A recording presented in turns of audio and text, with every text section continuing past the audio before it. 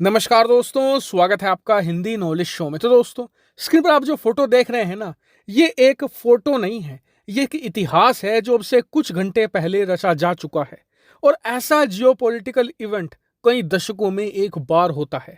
दरअसल ये फोटो है बेल्जियम की राजधानी ब्रसल्स की, जहां पर नाटो का हेडक्वार्टर है। और वहां पर आज आधिकारिक तौर पर फिनलैंड और स्वीडन ने नाटो में शामिल होने की जो एप्लीकेशन है वो सबमिट कर दी है।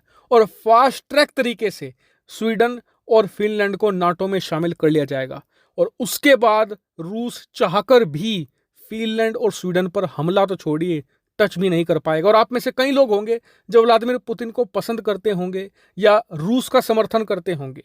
ये बात आपको भी माननी पड़ेगी कि रूस ने यूक्रेन का युद्ध लंबा खींचकर एक बहुत बड़ा ब्लंडर कर दिया है। क्योंकि आपको बता दूं कि फिनलैंड और स्वीडन 70 सालों से न्यूट्रल थे।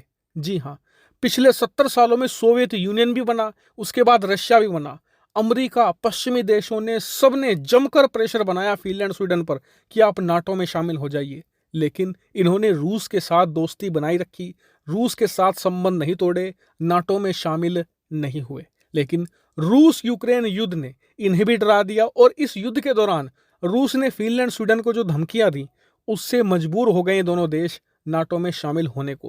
अब आप खुद सोचिए ये कितना बड़ा ब्लंडर है कि 70 सालों से जो देश न्यूट्रल थे, उन्हें आपने एक झटके में अपने सबसे बड़े विरोधी खेमे में भेज दिया है। और आपको बता दूं कि खुद रूस के बड़े इतिहासकार और जो डिफेंस एनालिस्ट हैं, वो खुद कह रहे हैं कि पूरे के पूरे सोवियत यूनियन के कार्यकाल में और उसके बाद रशिया के कार्यकाल में जितनी भी घटनाएं हुई हैं, ये घटना रूस के लिए सबसे ज्यादा भयानक है। इसका कारण है, इसके ऊपर आप देखिए लोकेशन।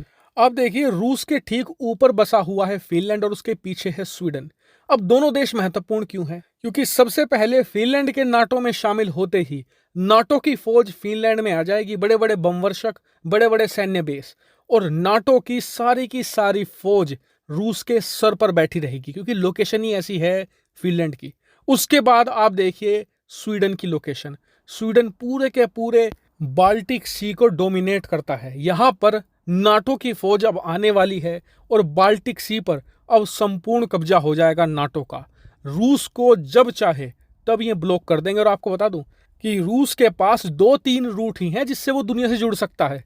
एक सेवस्तोपोल वाला जो यूक्रेन के पास है, दूसरा ये बाल्टिक सी वाला, और तीसरा है व्लादिवोस्तोक वाला जो जापान की साइड है। और आप सभी जानते हैं कि तुर्की पहले ही नाटो का सदस्य है। ऐसे में ब्लैक सी को तुर्की के जरिए नाटो ब्लॉक कर सकता है, बाल्टिक सी को अब स्वीडन के जरिए ब्लॉक कर सकता है नाटो।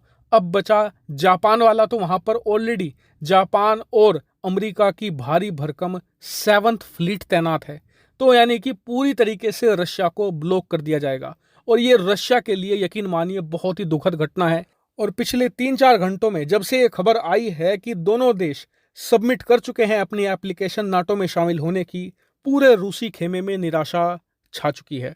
और इसके लिए देखिए रूस किसी को ब्लेम नहीं कर सकता, रूस इसके लिए खुद जिम्मेदार है। अगर ये यूक्रेन को हल्के में ना लेते और युद्ध को 1-2 हफ्ते में निपटा देते, एक टाइट युद्ध लड़ते, तो शायद आज ये नौबत नहीं आती। क्योंकि आज ये चाहे भी तो फिनलैंड और स्वीडन के खिलाफ कोई बड़ी कार्रवाई नहीं कर सकते, क्योंकि इनकी ज्यादातर फौज यूक्रेन में ही तैनात है। अब ये 2-2 मोर्चे खोल देंगे तो ये उल्टा और बुरा फंसेंगे। ऐसे में अब देखने वाली बात यह है कि इस एप्लीकेशन पर रशिया का क्या रिस्पॉन्स आता है। क्या रशिया यहाँ पर गिव अप कर देगा या फिर सैन्य कार्रवाई करेगा फिनलैंड और स्वीडन के खिलाफ, जो बहुत ही मुश्किल लग रही है फिलहाल तो।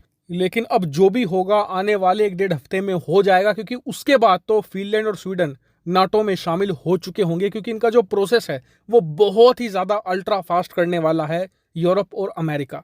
हालांकि इस पूरे इवेंट पर आपका क्या मानना है, कमेंट करके जरूर बताएगा। फिलहाल इस वीडियो में इतना ही। Thank you very much for watching video.